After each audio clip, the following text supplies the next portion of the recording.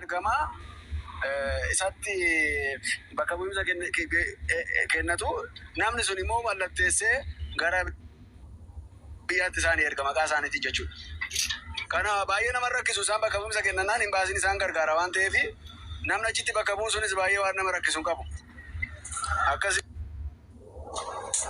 Guddataa. Jira boona jira. Ila waan gootu nuti illee wanti si barbaannee fi amma argaa jirtu maatiin kun takka maatii gadda keessa jiranii wantichi kun maal gaafata ormaa sirrii gaafata wanti tokko yoo dogongore ormaa sanirraa wanti tokko yoo hafata ati of duuba deebisuu gaafata wanti ormaan kun mallaqaan hojjetama marraa deddeebuu sanillee gartee wanti kun takkiidha yookaan tursiisuu danda'a waan taateef yoo biyya keessa jiraattee itti nu dhiyaattee qaamaanuu haa ta'u silkiinuu haa ta'u akka isaan kana nu deeggartu fakkeenyaaf ormaan sun ormaa qulqullinaan dhufuu danda'a fakkeenya yeroo baay'ee wantoota akkasii biyyarraa gaafa dhufu dogongorri takka yoo irratti argame fudhatamuun fudhatamuu hin danda'u duubatti deebi'a yookaan kaansil ta'e jechuudha ormaan sun akka akkas hin taane waan silaa barbaachisu bira nu buutee osoo nuutu murtee jechaaf si barbaanne namni kun maatii gadda keessa jiru ammallee gartee waan kana muuxannoo akkasii hin qaban waan taateef akka obboleessa keenyaa tokko osoo itti nu dhiyaattee waan san garteetiin akka ormaan kun itti ba'u fakkeenya waan ati dubbataa jirtu kana isaan hin beekan kallattii san itti dhiyaattee nu ormaan kun akka nu xumuramu taasifte hin danda'amu. Boona rakkoon qabu foormiin hin jira. Foormiin hin jira. Foormii wayii hin jira. Isa hin erginaa fi keessaa naana dubbisanii bilbilaanii waan isaan gochuu qaban itti himna rakkoon qabu. Baay'ee nama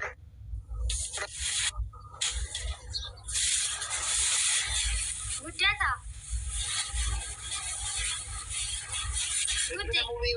Sirriyaa bilbila muubii barreessaa jiru jala. Dhageessanii natti fakkaate biiftuu haasaa koo dhaga'ameera natti fakkaate. Silaa na dhagaye guddeessittan hima.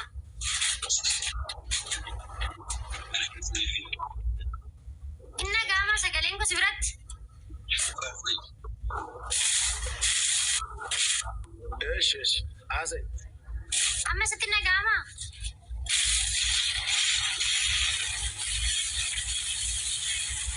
Eeyyee dhagaame. Okay, guddee koo dhugaa dubbannoo ta'e ati nugee yaadannoo dhugaa dubbannoo ta'e nama biyya keessa teessanii ijoollee keenya hedduu nu gargaartanidha. Ofumarraa nu qabee jechuudha. Baay'ee tokko nama oolmaa nu ooltanidha. Garuu immoo oolmaan kuni oolma lubbuuti. Sanaaf kan nu gargaaru qabu maatii kana si'i naggasaa yaadannoodha. Kanarraan kan hafe namni nu gargaarannee taman hin jiru.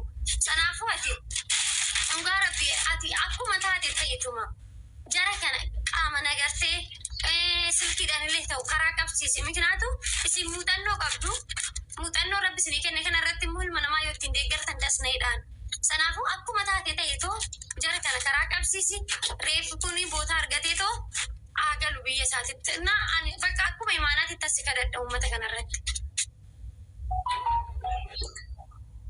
Rakkoon qabu ijoollee rakkoon qabu waan nama waan danda'e ijoollee bira dhaabbannuti. Isinis waan dandeessaniin gargaara nullee waan humna keenyaatiin hin gargaara rakkoon qabu. Waan godhamu yoo Finfinnee dhufanii Finfinnee dhufu waan ta'eef asitti isaan hin deeggarra. Abbaan yoo dhufe gahaadha waan ta'eef abbaan dhahee achi fudhatee haa dhufu as yeroo dhufe hin gargaara rakkoon tokko jiru. Abbaan keenya mootii ragaa illee tokko.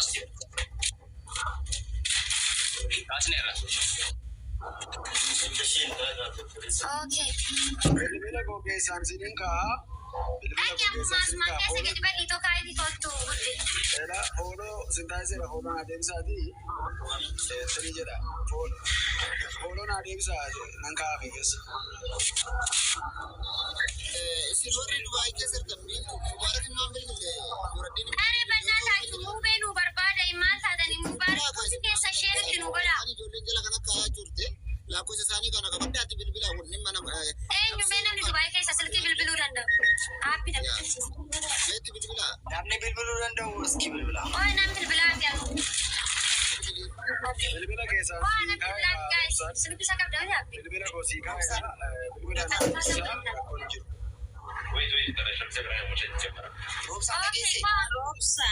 Hundi keessa Mubaarak sheeriidhaan bakka antina godha hundi keessa sheeritti nu godha.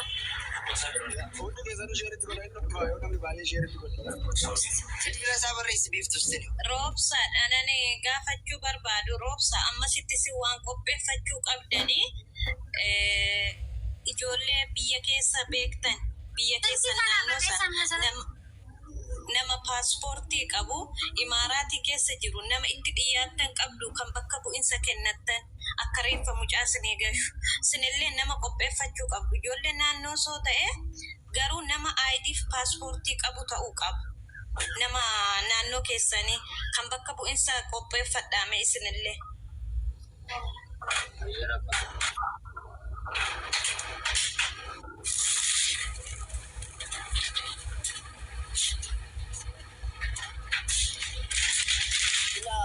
Biiftuu kana sagaleen kiyyanna qaba yoo taate rakkoo qabu namoonni amma nuti barbaadan kuyyoo dhufanu nama bakka buufatamummaa asirraa agartee isaan fudhatan sana isaan namoota gurguddaa hedduudha waa wal beekaniif islaama baafan ulatti nama san bakka buusanii osoo waraqaa itti barreessuun seenne yookaan gartee waraqicha biyyarraa hojiitti seenu osoo hin taane nama saniin hojjetama waan ta'eef nama sana sirraa kennineefi nama san gartee sirraa waraqaan dalagamaa jettu kanaaf maaltu barbaachisa? Are guys muubeetti sheekuu godhaa hundi keessanitti nu dawwalaa yoo dadhabsan.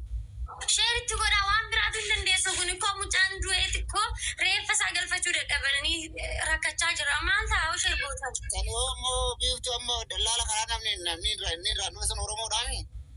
Oromoo miti garuu dallaalichi nama gaariidha kaleessa illee duuba dubbateera biyya kana keessa waan jiru. Nu barbaachisan illee waan taateef nu fidaasallee sheeritti godhaate. Muubee mee sheeritti godhaa silaa hundi keessanuu ijoollee Oromoo taatanii namni muubee fooloorsi kuma miliyoona tokkoo fi meeqa qaba miti kun hundi huccuu isiniif fooloo tokkummaa raaseenu tokkummaa muubee wajjin ol beekumsi tokkummaa si ergee rakkootu gale. Hundi keessa sheer godhaa fi muubeedha sheer godhaa. Tokkummaa kosee biiftuu booda fudhatta. Nama nu fayyadu nama gartee waan kana ijoollee tanatti dhiyaatu. Warra tokkummaa seeneera. Tokkee. Yoo nagaa bultanii. Nagaa akkamii fayyaa keeti? Nagaa galata rabbii. Waan nuti ergifne jira maatii adda asirratti ergitu kana. Bu'aan isin buusaa qoyaabsan galcha. Biyya Arabaatti ergatanii baraata isaatiin ta'ee ilmi isaanii biyya san keessatti jalaa boqote. Amma saniidhaaf nama barbaadaatiin jirra takka reeffa mucaa sanii gara biyyaa galchu. Boona baalee dhiifama tokkummaa mitechaa jiru. Viidiyoo baasi tokkummaa isa tokko miti jechaa jiru. Viidiyoo baasi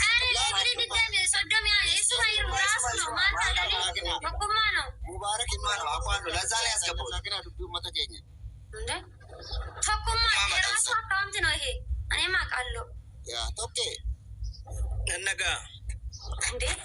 Yaa kanaafuu amma maatiin kun ni beektaati nama jireenya biyya keenya nama gartee muuxannoo kanas qabuudhaa miti.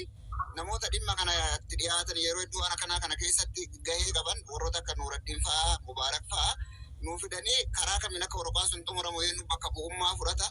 Waan jedhu silaa isaa wajjin mari'achuu barbaannee jaratti sheer goonee dadhabne waan taateef mee ati sima rakkifnaa Mubaarakitti nu dawwali mee akka Mubaarak nu dhufu.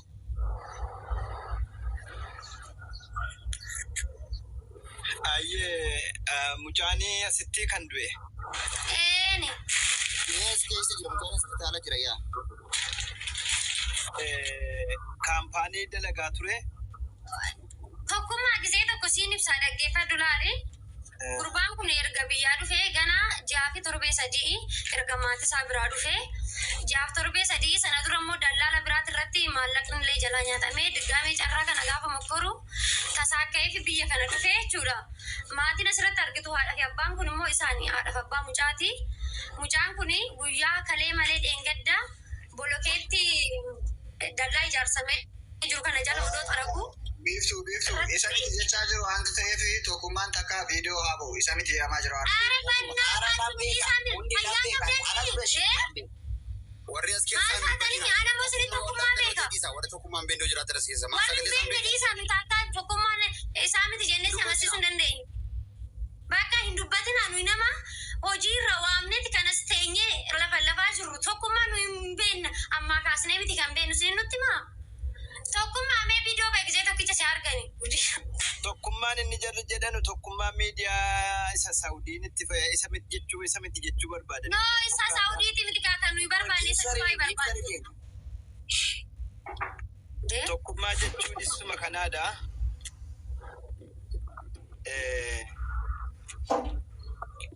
Tokkummaa Saawudiin barbaanne guys nuyi tokkummaa as jiru kanasitti nu deeggaruu danda'u barbaanne.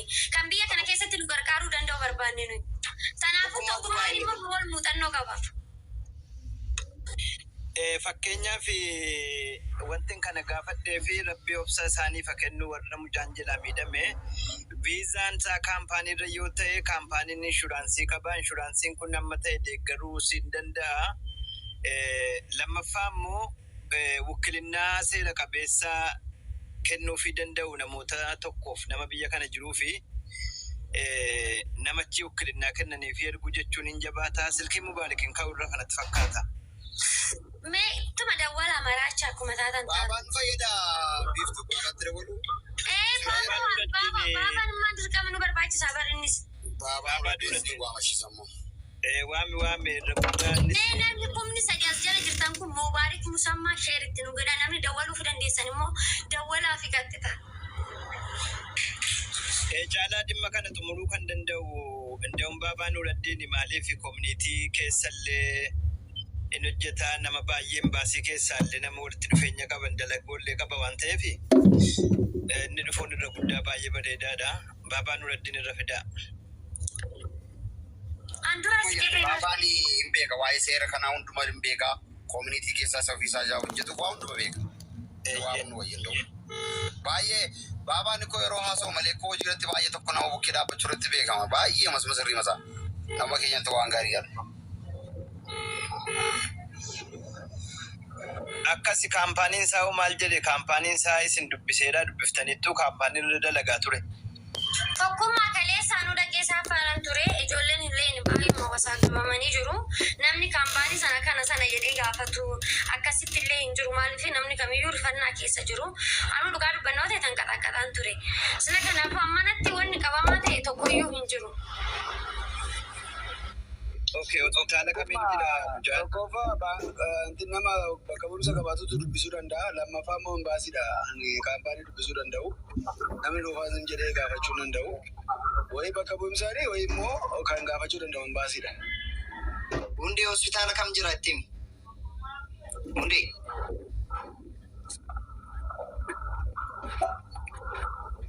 Nagama. Hospitaalichi hospitaala Khaliifaa jedhama. Khaliifaa hospitaalii jedhama. Hospitaala inni keessa jiru kuni. Haajimaan jechuudha. Wukkilinnaa yoo ta'es dallaala sana gaafanneera. Dallaalaan isaa akka jedhetti ani wukkilinnaa nan fudhadha wanta asiitii dhufu. Garuu achiitii wanti barbaachisuu qabu achiis ergamuudhaa qaba. No. Achi ergamuudhaa tun ta'inne maaliif jennaani dhimma asii jiru tokkoffaa wimbaasiirraa waraqaa baasuu barbaada. Kaampaaniirraallee. Achi booda daanirra jiraachuuf dhiisuu seera biyya kanaatti namni tokko yoo du'e jedhan kanas salamaa kanas salchifamee biyya galuudhaaf nama as jirutu raawwata malee biyya ganaa wacimee qabaafamee biyyarraa nama fidanii